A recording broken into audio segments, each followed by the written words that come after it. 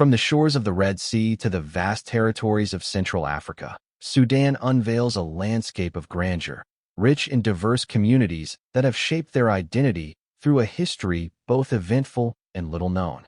Faces, cultures, and landscapes are scattered along the Nile River, a life-giving axis that nourishes the country from north to south. Resilient despite years of civil conflict, Sudan is awakening, revealing to travelers the buried treasures of Nubia, a northern region long overshadowed by its neighbor, Egypt. This African Arab nation, with its millennia-old history, promises a journey of extraordinary discoveries. In July 2011, South Sudan seceded, gaining independence from the Republic of Sudan in the north, the land we explore today. The White Nile and the Blue Nile, two tributaries of the legendary river, converge here before continuing their course toward Egypt. In these desert lands, the Nile is the pulse of life, where villages gather around its banks. In the settlement of Dambo, nestled beside Lake Nasser, Ines Raleigh coats her home's walls with fresh clay before the rainy season begins at the end of May, if nature permits. Rainfall, once predictable, has become rare in recent years. I cover my house with earth to shield it from the rain, Ines explains. She lives with her mother and children, while her husband works in Saudi Arabia. Despite his absence, she can rely on her brother, who resides in the house next door, to help her expand their agricultural work. In this village, we all labor in the fields. We are farmers, and the harvest season has begun, she says. The desert halts just outside their doorstep. Sudan is Africa's third-largest gold producer. Yet, despite the presence of structured mining operations, most of the country's gold output comes from humble, independent miners who dig against all odds, braving treacherous conditions. This is no easy task, one miner says, as he heaves a boulder to block an underground entrance. Everything extracted, sifted, and collected will be transported to a nearby settlement nicknamed the Golden City. Its streets reek of contraband. Food, water, fuel, everything a gold seeker might need can be found here. Just beyond sight, dozens of men swirl water through pans, searching for precious gold nuggets. The raw gold then makes its way to Khartoum or Dubai for refinement. Further south along the Nile, the Temple of Ammonius stands at the heart of Nubia, an ancient kingdom that once thrived independently. Built in the 14th century BCE from sandstone too soft to withstand time, the religious structure quickly fell into ruin. Nearby, Mar tends to his flock of goats.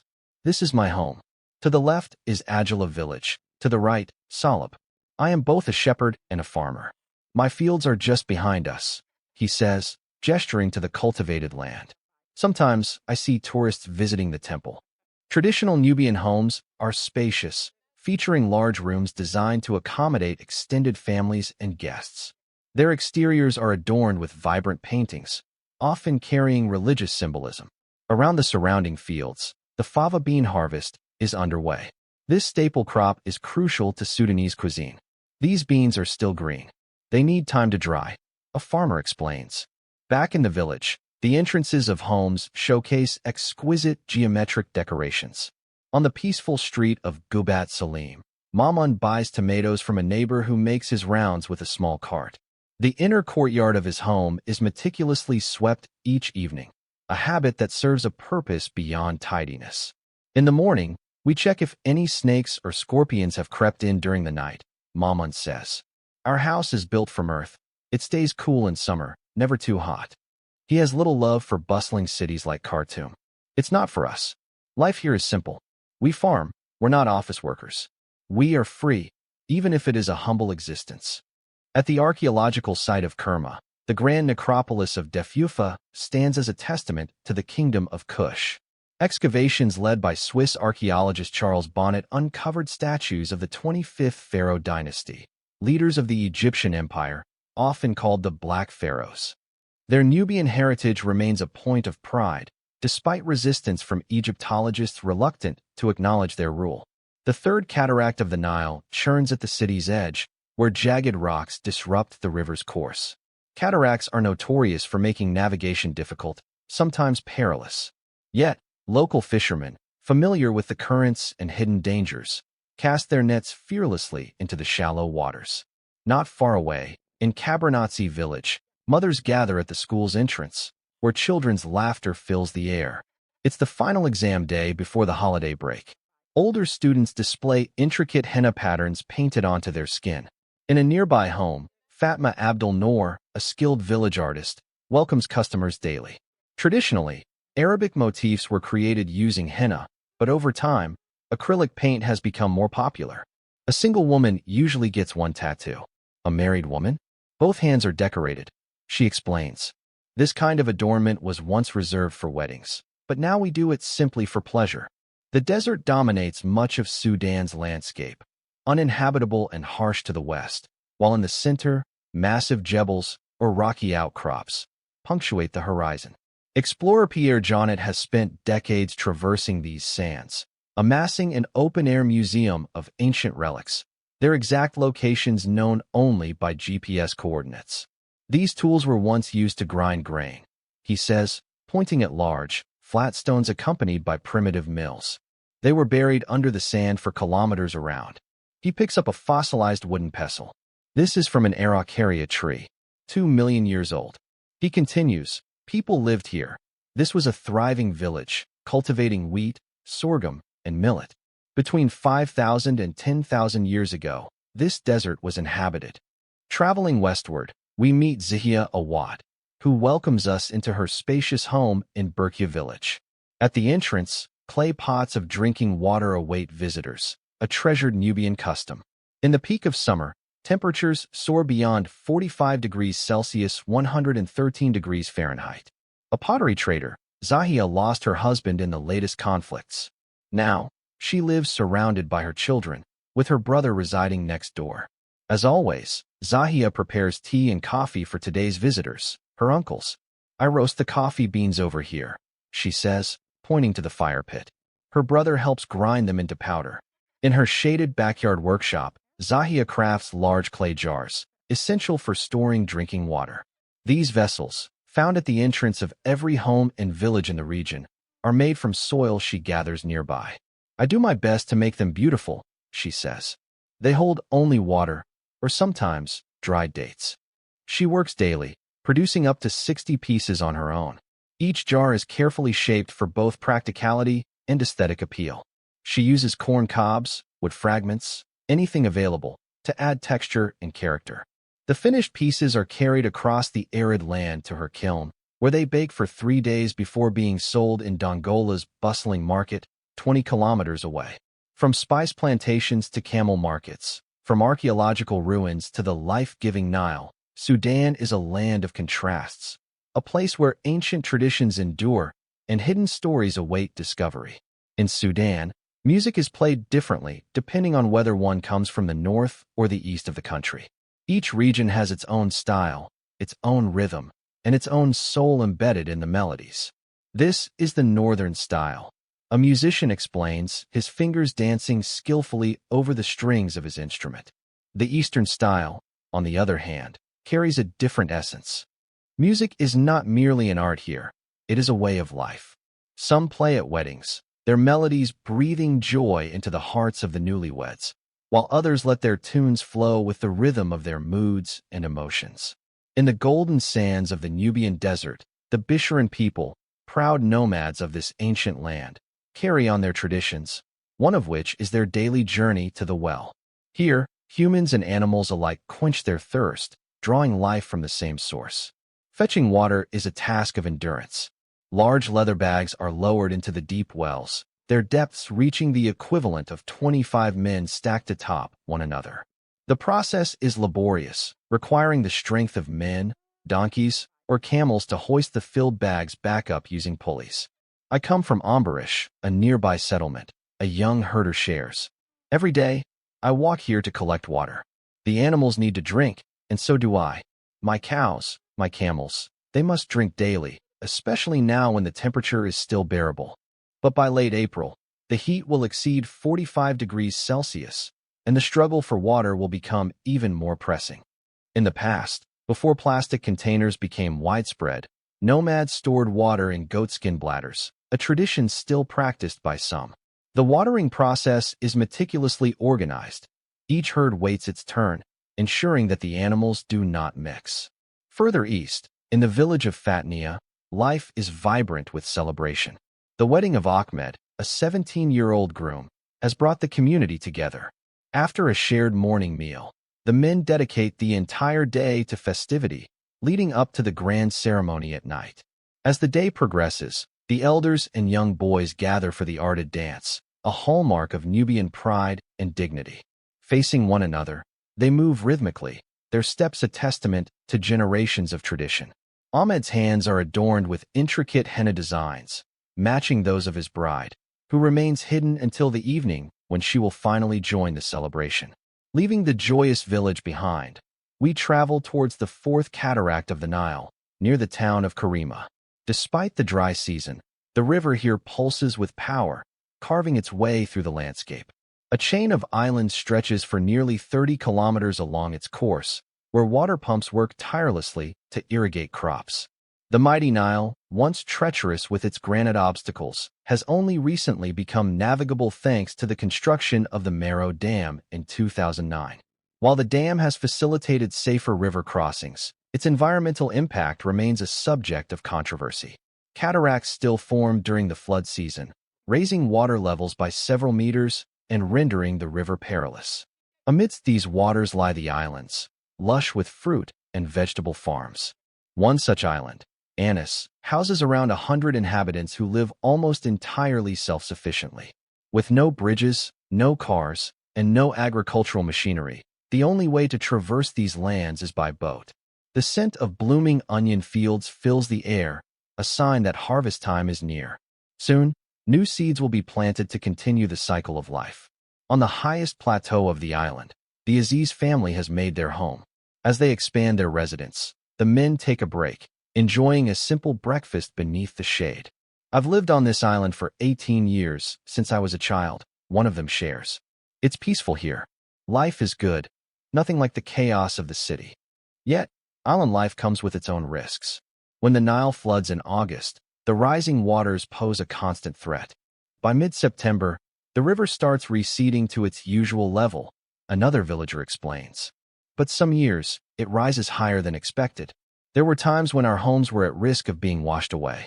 We always monitor the water closely. Despite these challenges, the islanders hold a deep affection for their land. The jagged rock formations along the riverbank stand as a testament to the immense power of the floods, sculpted by the relentless flow of water over the centuries.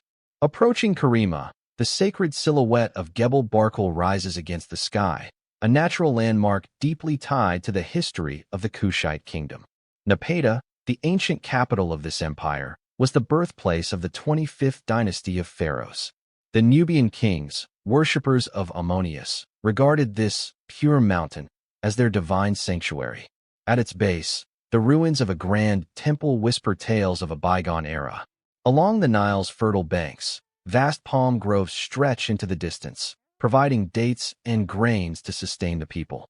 Yet, these lands, though rich, are not suitable for permanent dwellings due to the ever-present risk of flooding.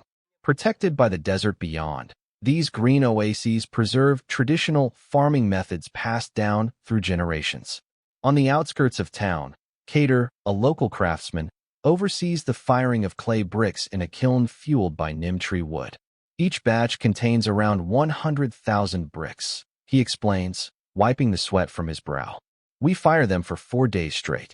After that, we must sort through and remove the broken ones. The kiln is carefully sealed, and the heat must be released gradually. A few kilometers from Karima lies the well-preserved necropolis of Nuri, where the sands of time have only partially claimed the ancient tombs.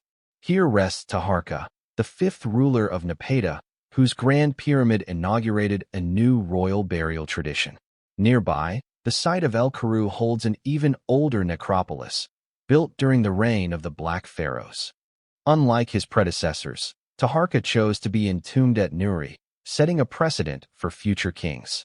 These Nubian rulers adopted Egyptian funerary rituals and pyramid designs, their tombs adorned with vivid murals that, despite centuries of exposure, still bear traces of their original brilliance. Crossing the Nile remains a challenge. Without bridges, transportation relies on massive ferries, known locally as Panton. However, their schedules are unpredictable, dictated by the whims of the boat captains. Delays, breakdowns, and an absence of structured timetables make each crossing an exercise in patience. Continuing eastward along the river, we encounter lush landscapes brimming with citrus groves, grapefruit, and orange trees thriving under the sun. Here, crops grow in abundance, towering over the fields. The hoe, an indispensable farming tool, remains ever present in this region. Farmers wield it with practiced precision, maintaining irrigation channels and tending to their plots. The land yields sugarcane, wheat, maize, and sorghum, sustaining both the people and their traditions in this timeless land where the Nile breathes life into all who dwell along its banks. Mahmoud harvested his 70-day-old grass, a crop that, true to its name, grows in just over 2 months and is used as feed for livestock. Unlike camels raised for export, goats and sheep are bred for local consumption, forming an essential part of the region's food supply. The land, nourished by the Nile, is so fertile that with a little patience, crops thrive without the need for machinery. Agriculture accounts for 60% of Sudan's export revenue, an everyday miracle considering the vast desert that dominates much of the country. After crossing the Bayuda Dunes, the Nile bends northward, leading us to the breathtaking ruins of Meroe. This ancient Nubian city, once the capital of a lost kingdom, reached its zenith in the 1st century BC. Known for its steep pyramidal tombs, Meroe remained hidden until its discovery in 1822 by a French expedition. In 1834, an Italian explorer plundered its treasures, meticulously cataloging them before selling them to European elites. Today, a team of German archaeologists is restoring the site, aiming not only to preserve it, but also to unravel its secrets. They camp in the desert for 6 weeks before being replaced by a new team, each group driven by the same curiosity that first brought explorers here centuries ago. South of the excavation site lies Chindi, a bustling regional hub where merchants sell everything from goats to freshly milled grains. Under shaded archways, artisans labor, crafting goods by hand. The tea stalls, vibrant and essential to Sudanese village life, provide a space for exchanging the latest news in a warm, communal atmosphere. Though Sudan is a major consumer of tea, it does not produce its own, instead relying on imports from Kenya. As we explore the market, we notice baskets filled with dehydrated okra, a staple ingredient in local salads. The abundance of fruit stands leaves no doubt about the fertility of the Nile's banks. Here, cars are considered a luxury. Most people rely on tuk-tuks or simple carts for transport, a far more economical option. Sudan's history has shaped a uniquely matriarchal culture, a legacy of the Kingdom of Kush, where queens and princesses ruled as kandakas. While women today have less political visibility, they remain central to village and household management. The art of tea and coffee preparation is largely a women's domain. Carefully measured ingredients, fresh mint, ginger, cinnamon, and cardamom, blend together, creating a rich, aromatic experience. In the smallest of spaces, these vendors work wonders, crafting beverages that bring people together. After the market, we squeeze onto crowded public transport, heading toward nearby villages.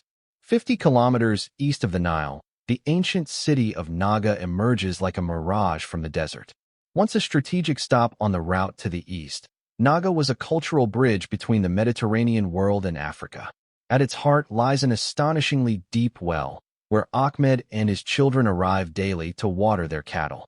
The process is grueling. Each bucket must be hoisted up from an 80-meter depth, a task repeated nearly 50 times a day.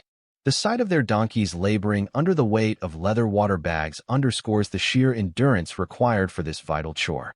Opposite the well stands the Temple of Amunius and its grand avenue of rams, the city's most sacred site. Buried beneath layers of sand for centuries, it was only excavated 15 years ago, revealing a striking blend of Egyptian, Greek, and African architectural styles dating back to 200 BC. Further north, the Musawaric complex dates to the early Meroitic period, around the 3rd century BC.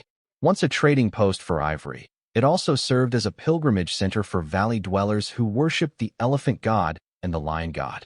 Additionally, It was a royal residence, where sacred marriage ceremonies took place.